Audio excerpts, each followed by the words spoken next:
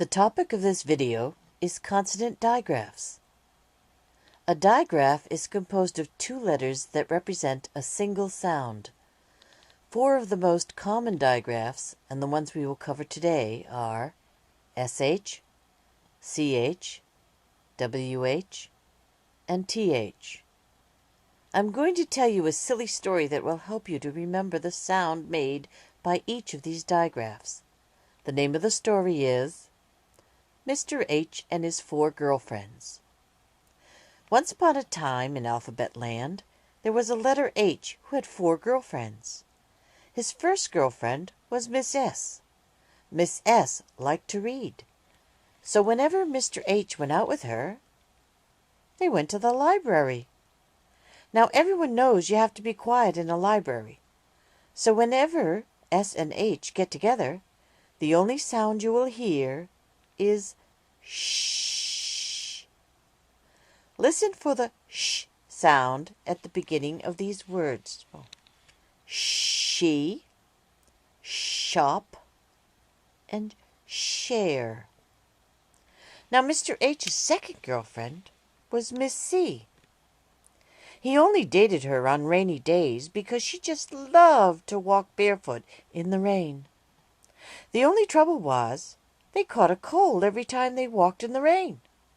So whenever they got together, all you could hear was the sound of them sneezing. Ch! Ch!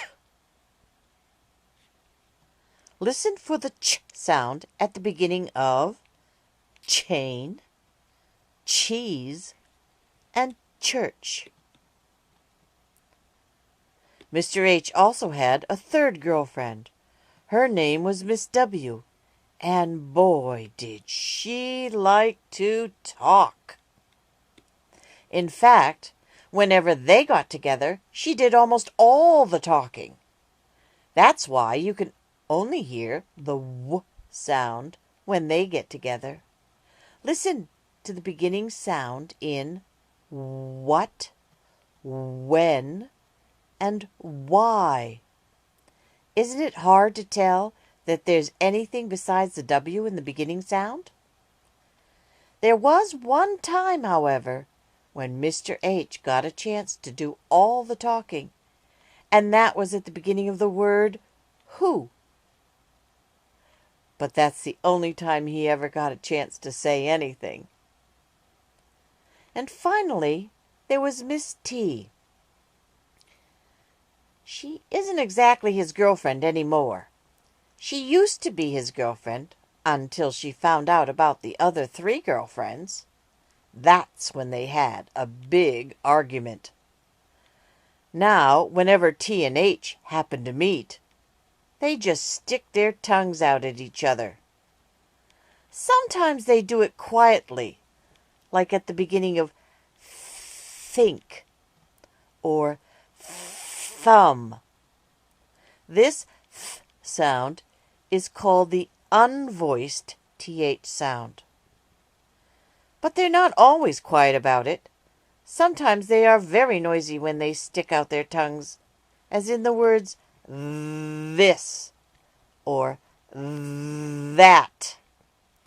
The sound th is called a voiced th sound.